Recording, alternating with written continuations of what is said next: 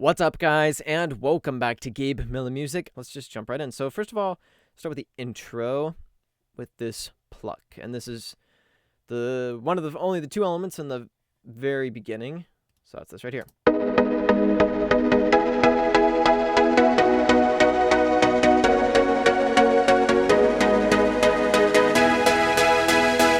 a massive patch, and I have it processed a bit. It's got a built-in reverb on. And one of the big things is the automation. So first of all, I got the high cut automated a bit.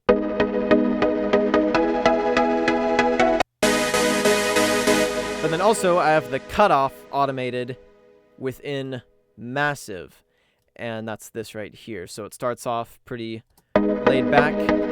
And as time goes on, it lifts. Bringing up the energy and bringing up the saw part of the synth, and that's really important for the way it's building energy. And with a fairly generic chord progression, I had to do a lot to keep it interesting, and that's a fairly common technique in EDM that works really well here. So we got that building up, and also just a little impact sound effect.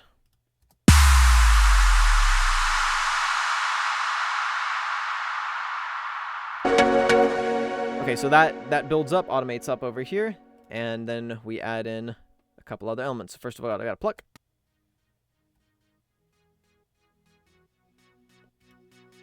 And that's just straight up automated in with a gain plugin.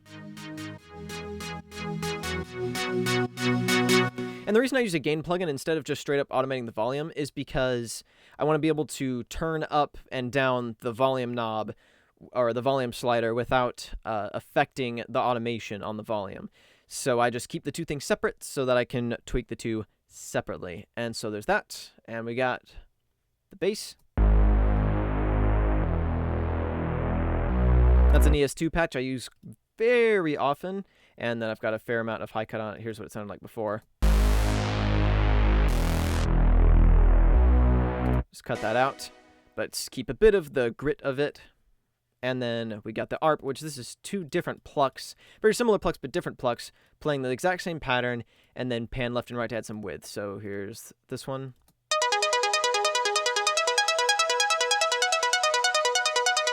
It's just an ES2 patch. And on the left, this one's got no reverb, but it's a fairly similar patch. And then so these are both panned, so you get.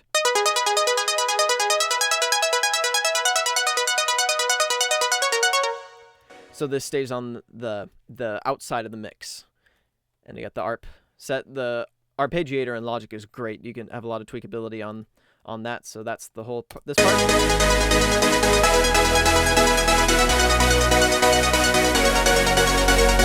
And then to transition you into the part where the drums come in, I also have some automation with this. At the very end, it dips back down. Dips back down because this actually goes away for the most part and makes room for this other pluck. Well, these other two plucks that are layered here. So this one. Another massive patch, and then these plucks that you've already heard.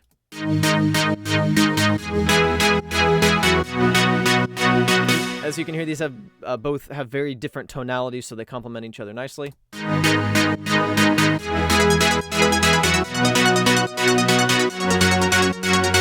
That's the pluck elements, and they are all pumped using my trusty LFO tool.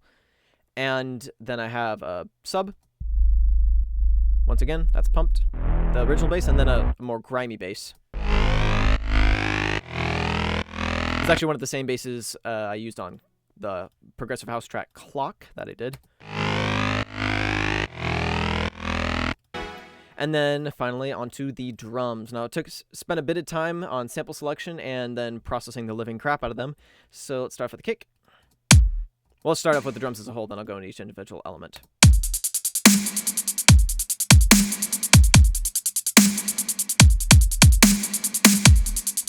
So let's go into the kick. Take off all the processing I have. Here's the original kick. And that's fairly weak, so I ran it through some distortion to make it a little more aggressive. Some overdrive, rather. The difference, and then some EQ. Cutting some mids, and a little more EQ. And that EQ is there to be automated later when we go into the build to automate the low cut. Just keeping the two EQs separate so that I can tweak both independently and not worry about messing one or the other up. We got a shaker. This is pumped a bit with the kick to keep it out of the way. And that's just a 808 shaker. And then a hi-hat. And as you can hear, both shakers are panned out on either side to add some width and separation. The basic hi-hat, and that's got a flanger on it. Here's without. With, add some movement. And then finally, a snare. This notation here is to remind me what I had it on because I spent a lot of time trying to get the volume right, and I finally managed to get it, but it took quite a bit of tweaking, so that's what all these gain plugins are. I want to be able to go back, I want to be able to backtrack if it ended up being at a wrong volume, and that's got a bit of processing on it, so here's what it sounded like originally. Then collapse that down to mono, or at least close to mono, and then the reverb, and then some EQ to make it fit better in the mix. And all these drums have a bit of processing on them as well. They have a limiter just to make sure they don't clip, because I think I had it at a certain level that it was clipping, so I had a limiter on there, and then a compressor. And this is acting as parallel compression. I have the mix knob here, so just kind of gelling all the elements together, and then finally some EQ to help fit it in the mix. So that's this whole section.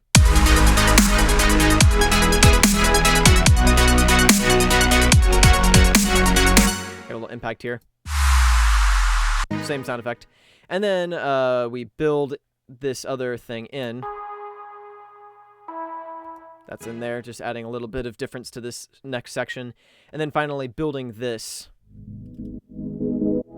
Same element from earlier. Goes into the little breakdown that goes into a build. And at this point, I have some of these tracks duplicated because I have changed the LFO tool to be 4 on the floor, basically. So I got the bass pumped like that. Same kick, and as I showed you earlier, the automation and the lead. And that builds over time.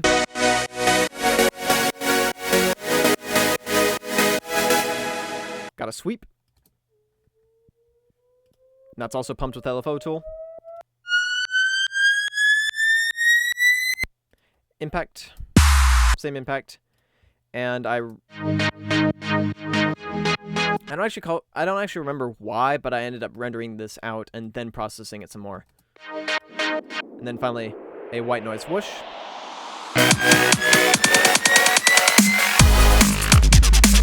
Let's finally go into the drop. So we got drums playing double time. Hi-hats and shakers stay the same, but the kick and snare pattern is different, but they're mixed the same.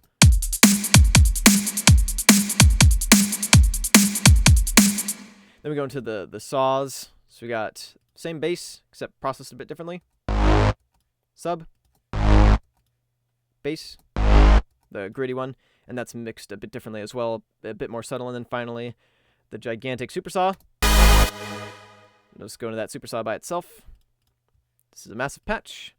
A fair amount of reverb as well. And then also another growl and another growl. So that is like a wall of sound. So you layer it all together and get. I have another growl in there, so this goes. Same growl element, so it works together. So it goes like that, and then finally we got the bass, and this is a few different patches together. And started off, it's a ES2 patch, and then an Alchemy patch, which at the time I made this, was newly built into Logic. It was a pretty recent addition, and so I was playing around with it and some presets actually, and ended up cobbling these together to make one sound. So this is the wobble. And so within that is quite a bit of processing, so I'll take all the processing off and then I'll show you the individual elements. So this is just what they sound like layered. Have quite a bit of high-end boosted, or more accurately, high mids boosted. LFO tool pumping them. A bit crusher.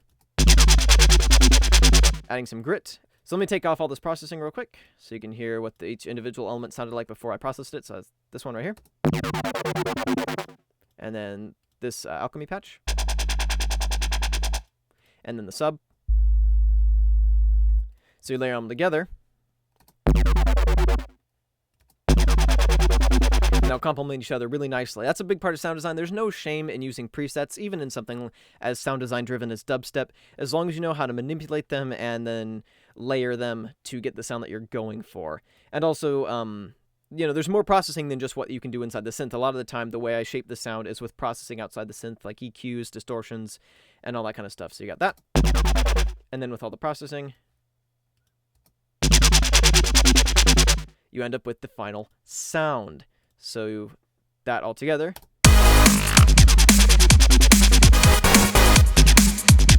Then we get in the second part of the drop, we have the impact make its return, some more percussion. This is a couple of loops layered in very subtly to add a little more movement. And this open hi-hat part with some crashes as well.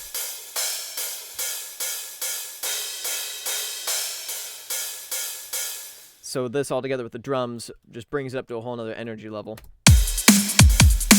Without, with.